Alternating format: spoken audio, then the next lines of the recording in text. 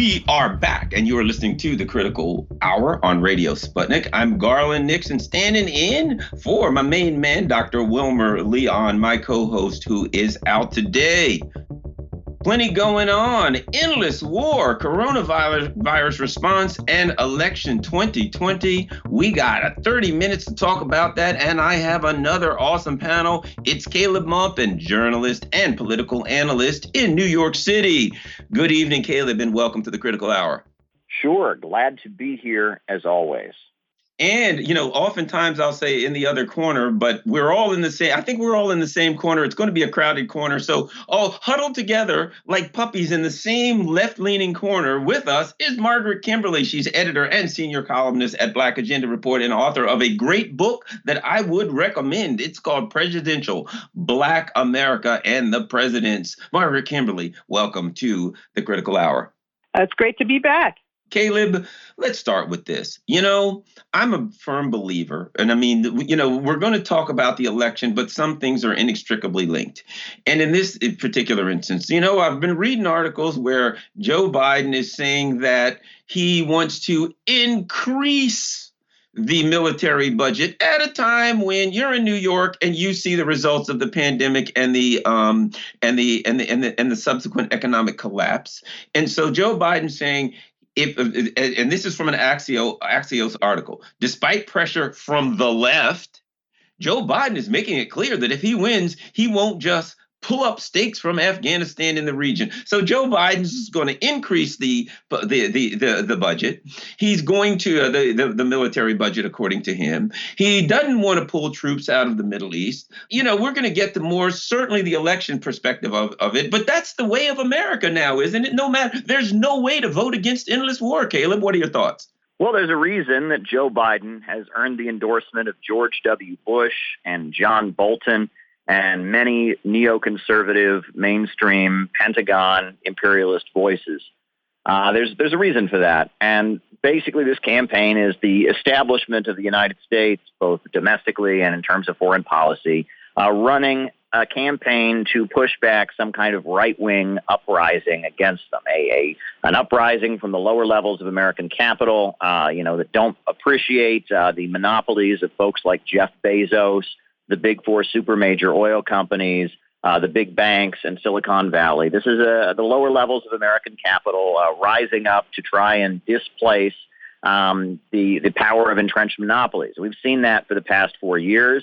There's been a lot of instability as a result of the short-term kind of thinking of that wing, and that is kind of leading this uprising against the entrenched power of monopolies and government apparatus. So as a result, the entrenched power of monopolies that think much more strategically and are thinking long-term and are more globally oriented are trying to take back control of the White House and the Pentagon and the government apparatus of the United States. And this is the fight going on. It is the establishment versus a right-wing opposition. And at the end of the day, those of us who have a progressive left-wing view, who want to end wars around the world, want to move toward a society where the people have the power and the banks, factories, and major industries are run to serve public good and not profits, we're not going to be represented in this election. That's very, very clear.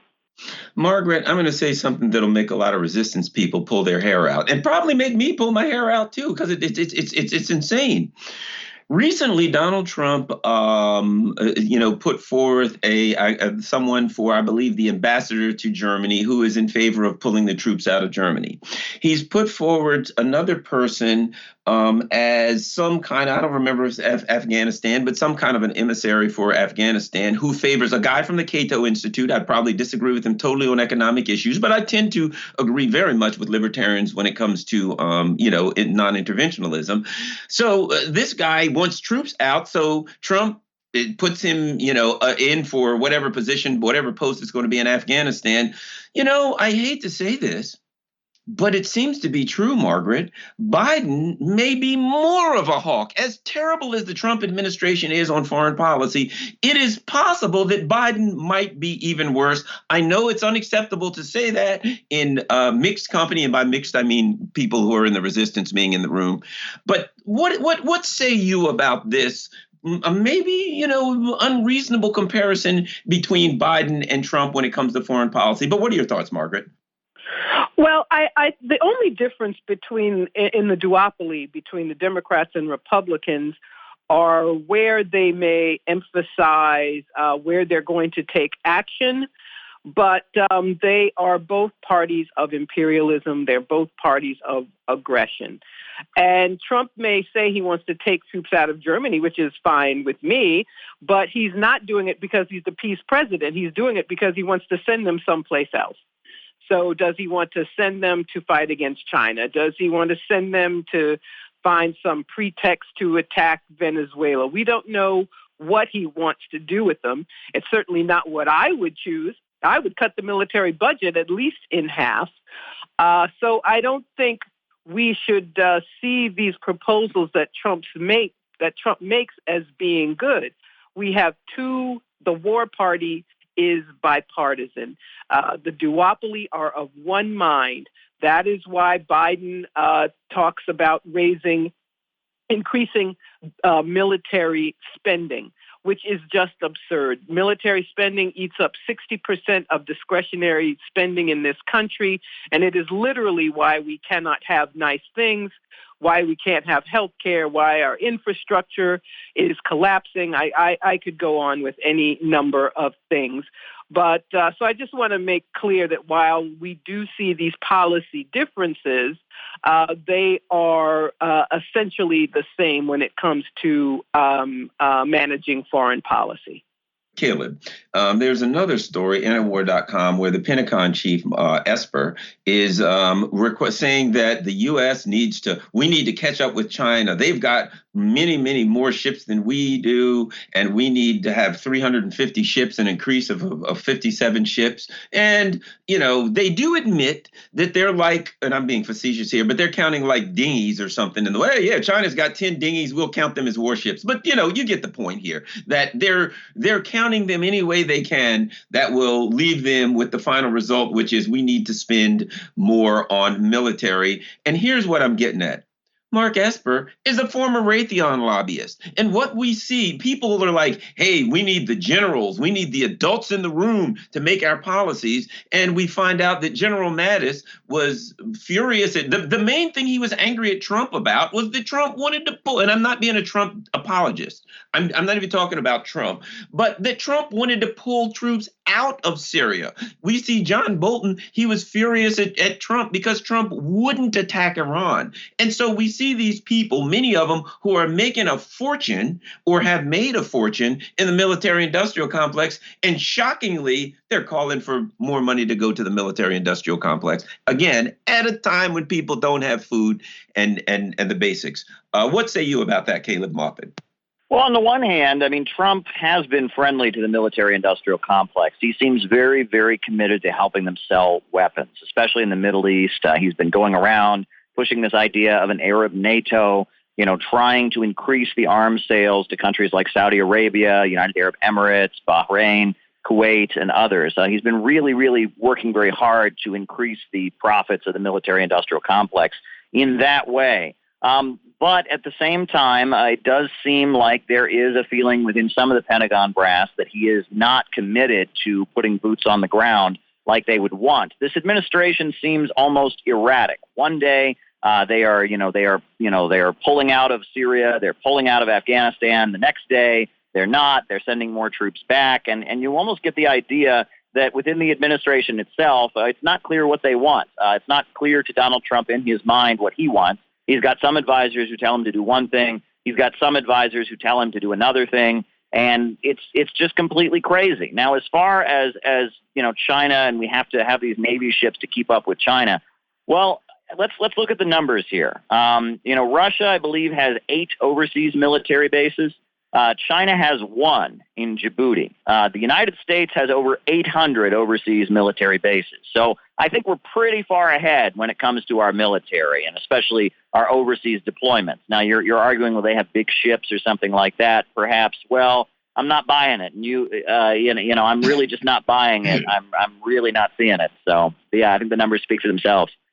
All right, Margaret Kimberly, let's move on to our next subject. Cuba punches above its weight with white coat army during pandemic. So one of the things we found that during the pandemic, when we talk about, the countries that have helped other countries and the U.S., we've just kind of cranked down on sanctions and made it worse, both at home and abroad. We see that Cuba has been out there with doctors helping other countries. They've a small country, a country that we have strangled economically, has been able to rise above it. And when it comes down to it, we were not a good neighbor to anyone, not even ourselves. And Cuba's been out there with doctors helping people. What do you think about the dynamic of Cuba's their health system and their willingness to go out and help other countries, even in the midst of a very difficult economic time for them, Margaret? Well, we can see with the COVID pandemic, and many nations around the world have invited Cuban doctors and nurses and other medical professionals to assist them during the COVID pandemic. The countries that have fared best are those that are either fully socialist, like China and Cuba, or those that have very robust public health care systems where everyone has free access. Cuba is unique in that it shares with the rest of the world, shares the expertise of its medical professionals. I remember a few years ago during the Ebola epidemic in Africa, it's Cuba that sent many doctors. The Obama administration hardly did anything. So this little country, which has been really hampered by sanctions, which the U.S. Insists on after all these years. And I just want to remind your listeners that when the U.S. sanctions a country, it sanctions anyone else who tries to break that sanction. The blockade is el bloqueo, as they call it in Spanish. So Cuba is cut off from all but a few friends. So their accomplishments are just amazing, and they cannot be overstated. But that's what happens when you have a country which sees itself as being in solidarity with the rest of the world instead of being in competition and working to subjugate the rest of the world, which is what our country does. Caleb, what are your thoughts? Well, it's interesting. This is a story that mainstream media in the United States would really like to ignore, but they just don't seem to be able to ignore it. If you look at the reality of how China handled the pandemic, they handled it much more effectively because of state central planning and having an overall vision and having a plan from the top. And our problems stem from the fact that we have, every state on its own, that the Trump administration was very much pushing the idea that things should open up, that there were different agendas within the business community, some wanting to keep lockdown as long as possible to get rid of their competitors, others wanting to open up immediately long before it was safe so that they could keep their profits rolling in and stay in business.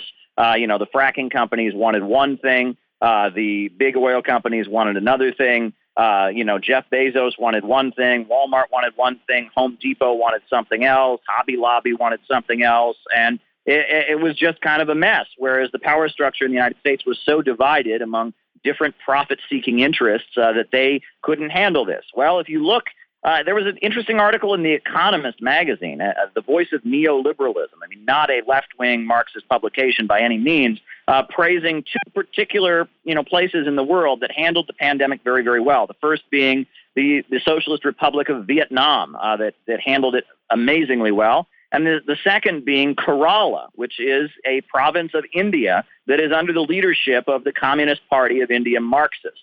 And that both of these regions, Vietnam run by the Communist Party, Kerala run by the Communist Party of India Marxist, handled the pandemic extremely well, with testing, getting out, with social distancing, managing everything from above with a plan and a vision. And they handled this astoundingly well, much like Cuba has done, much like Venezuela has done. At the beginning of the pandemic, there was all these allegations that Nicaragua was not handling it very well. But if you look at how things have panned out in the past few months in Nicaragua, for a developing country, the Sandinistas have handled it quite well. And meanwhile, it is the United States in particular, a free market, Western capitalist country that is really crashing and burning through all of this. We've seen other disasters in some other Western capitalist countries like Italy.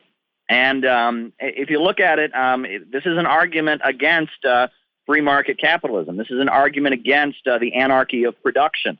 And what's also interesting about all of this is now we're seeing China's economy start grinding ahead. The Wall Street Journal has been commenting on this pretty regularly. I mean, China at this point is fully opened up. Retail stores are open. Their sales are rising. Profits are rising. They're moving ahead. They've moved on. The pandemic is ancient history in China, whereas here it seems like we're quite upset and things are getting worse. Donald Trump says there might be a vaccine before the election. But we'll have to see about that. So Joe Biden, he commented in his recent town hall that polls show that around the world, Putin and Xi Jinping are more trusted than the president of the United States. And that according to the Pew Research poll that took this poll, one of the main reasons that the leader of Russia and the leader of China are more trusted than the United States relates to the handling of COVID and how much of a better job Russia and China did handling COVID than the United States did.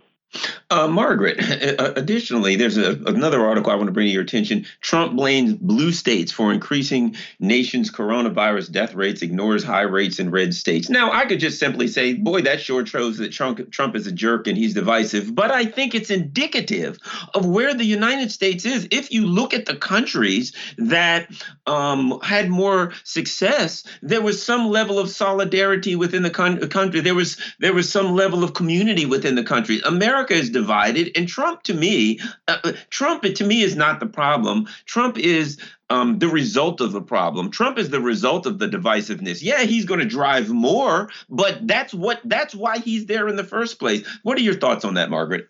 Well, it's you're absolutely right. He's trying to win by appealing to his supporters by increasing that divisiveness that you mentioned. And unfortunately, it could be successful in helping him win again in the Electoral College, as he did in 2016.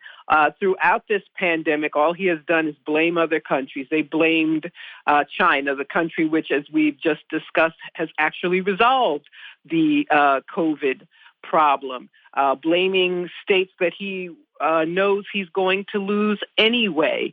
But this could work because on the other side, we have a non-campaign. It's a phony campaign where the Democrats hope to hide Biden and have an all-digital campaign, not even bothering with campaign physical locations, even in those swing states, which they need so desperately. So, yes, this is very divisive, but it can sadly be successful. Well, as they say in Iran, thank God for making my enemies fools. That's probably what Donald Trump and his people are saying right now, because their positions are pretty absurd. Their policies are ridiculous, but their opponents, if we can call them that, are fools. So let's move to election 2020. We got another 10 minutes or so to talk about that. So let's start with you, Caleb.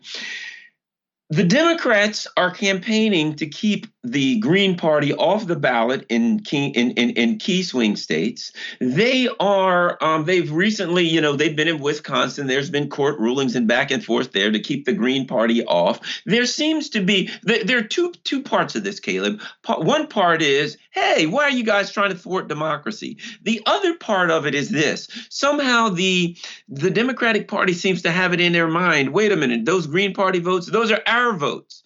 And that if the Green Party wasn't available, well, they would all just jump over to us. Or could it be something more insidious? What are your thoughts on this, Caleb? During the and I'm throwing a lot at you, but you answered as you see fit. One of the parts of during the McCarthyism period was to destroy the left. That was a big part of it, to wipe out the left, to wipe out the true left, to wipe out the true left-wing adversaries, the trade unions, etc. A lot of people discuss this election and what the Democrats are doing from the perspective of, well, they want to treat the left wrong and still get their votes. To some extent, I think what they want to do is move move to the right, get a bunch of moderates, and like the Cold War Democrats, they want to wipe out the left. I mean, politically speaking, I hope. Anyway, Caleb, what are your thoughts on all of that? Well, many people have commented that the United States is a two-party state, much in the way other countries around the world are one-party states, right? I mean, in local elections, you have observers from the Republican and Democratic parties. The way the Constitution is set up, if you have a plurality of electoral votes rather than a clear majority, then it goes to the Congress. You can't win without a clear majority. So if your votes are split three ways, it's very, very unlikely that you will have a third-party candidate be able to win in a three-way race. And that it's very much rigged against third parties in the United States. You go around the world, many people don't even know that third parties even exist in the United States. People think that the United States only has two parties by law or something to that effect. And that third parties are really just not taken seriously. And there's an effort to marginalize them. And I think what's going on with the Green Party right now is very similar to what happened in 2004, where on the basis of, we got to stop Bush, Ralph Nader is responsible for Bush getting elected. The Democrats were able to rally, their army of activists and lawyers and such, and just push the Green Party and the various socialist parties off the ballots in a number of states. And I think that they're using, that kind of anti-Trump hysteria to do that and to motivate their base to engage in a campaign against third parties. When you raised McCarthyism, many people do forget that McCarthyism didn't start out as Republicans calling Democrats soft on communism. It actually began with the Democratic Party itself going out and purging its own wing, the Roosevelt wing of the Democratic Party, the folks, who had, favored an alliance with the Soviet Union and, supported labor unions and had been speaking out about civil rights. They were very much pushed out of the Democratic Party, and that it was the urban political machines that very much, the folks that had built the American Liberty League and worked to undermine Roosevelt during the 1930s, after the Second World War and after Roosevelt died, figures associated with Al Smith in New York City and the various urban machines locally and around the country in places like Philadelphia and Chicago. They were mobilized to go after the Roosevelt wing of the Democratic Party and to just push them out, to red bait them, to witch hunt them. The FBI was involved, and that was the beginning of McCarthyism. That's the first stage of McCarthyism, very much. And the result of that was Henry Wallace running for president, the former vice president, running for president against Truman in the 1948 election. And that was a very historic campaign. I mean, Henry Wallace, a progressive, a former vice president, ran on a platform of peace with countries around the world, opposing the Cold War, opposing McCarthyism, supporting labor unions, supporting civil rights. And it was a big campaign that, despite the fact that it was a third-party campaign, it had a pretty tremendous impact in U.S. history. So, you can certainly make a historical parallel. However, what I think is interesting is in the 1950s, the major difference is that the United States was stabilizing, right? The United States had a booming economy coming out of the Second World War. The Roosevelt wing and the progressive wing and the Communist Party were left over from the Great Depression, and they were being purged as the USA was becoming stable and moving towards the Cold War normal. What's happening now is the opposite. Right now, it seems that the Cold War normal, the late Cold War normal of Democrats and Republicans repeating basically the same things is starting to break. U.S. politics is moving in a direction of having a strong, left-wing current like Bernie Sanders, but also a strong right wing, of economic nationalists, and there's a lot of scary stuff happening on the right, in my view, right now, and that politics in the United States is shifting away from that post World War II very, very stable, very, very depoliticized, calm political atmosphere. We're shifting toward politics in the United States being like what it is in most countries around the world, where you have a strong far left, you have a strong far right, you have centrists and others, and I think politics in the United States is getting back to normal. All right. Margaret Kimberly, the Green Party being thwarted, the McCarthyism trying to wipe out the left. Oh, my gosh, there's a lot to digest. What say you, Margaret?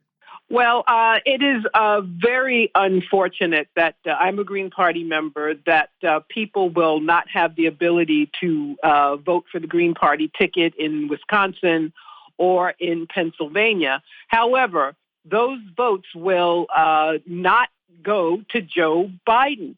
People vote Green because they do not want to be Democrats, because they want peace, because they want a Green New Deal. They want a government that is going to stop subsidizing fossil fuel production. And the fact that the Hawkins-Walker ticket are taken off the ballot in certain states is not going to help the Democrats.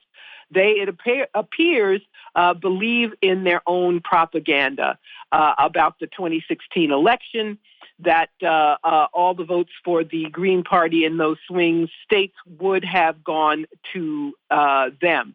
That is not the case. And I implore Democrats to stop allowing their party to make these excuses. When is the Democratic Party held accountable for its debacles?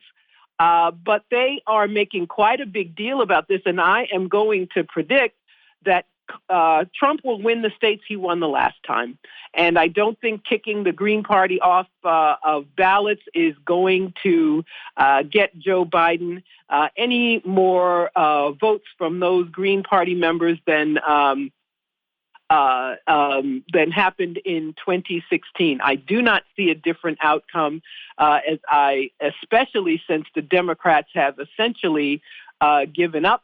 Their real campaign was running against Bernie Sanders earlier this year and getting the progressives out of the Democratic Party. That is my prediction and my assessment. One quick thing right back to you, Margaret, and that is, now the Democrats have come out and they have said they're not going to immediately come out and get rid of Trump's tax cuts like they said they would. Just yesterday or the day before, the Democrats were supposed to vote on legalization of marijuana, and they said, we'll wait till after the election because there's some moderates out there. We wouldn't want to cause them problems. They are still dashing to the right, even as their numbers plummet, and even as Biden falls equal, and God knows maybe soon behind Trump. What are your thoughts, Margaret? Got about a minute and a half. Sure. Well, this is ridiculous. That is a winning issue. Most Americans want weed to be legal. It would be actually a way for them, since they have rejected all of the things that would get progressives or get the uninterested voter, the infrequent voter to come out. This is the right thing to do, and electorally, it is the most advantageous thing to do. I think the Democratic Party clearly has a death wish. Yeah, they believe they're hype. Hey, before we get out of here, real quick, Caleb, where can people find you? I think maybe you have a book available. Where can people find that, et cetera? What do people need to know about Caleb Maupin? Well, I'm at calebmaupin.com, CalebMaupin. I did recently put out a book, Kamala Harris and the Future of America, an essay in 3 parts. It's available online on Amazon.com if you want to check it out. I'm on Twitter. I'm on Facebook. There you go. All right, Caleb Maupin, one of my favorites. This guy's great. And let me tell you, you got to follow Caleb on YouTube. He does these late night chats and midday chats and all of these cool chats. He has all of his RT stuff up there, and you will really enjoy it. Margaret, what do we need to know about Margaret? Where can they find your book? You can find my book, Presidential, Black America and the Presidents, from the publisher's website, Steerforth Press. That's steerforth.com. Also in Barnes & Noble, also on Amazon. You can read my stuff on blackagendareport.com, and you can catch up with me on Twitter. My handle is Freedom Ride Blog. And are you guys still doing, I know you were doing this you with Danny Haifong, you were doing that Left Lens stuff on YouTube. Are you still doing that? Yes, we are. Not every week. We're not able to do it every week, but yes, you can find us on the Black Agenda Report website and also on YouTube, The Left Lens. All right. I want to thank my 2 guests. We've been talking with Caleb Maupin and Margaret Kimberly. Thank you so much. It was a pleasure. You're listening to the Critical Hour on Radio Sputnik. I'm Garland Nixon, standing in for my main man, Dr. Wilmer Leon, who is my co-host. There'll be more on the other side. Stay tuned.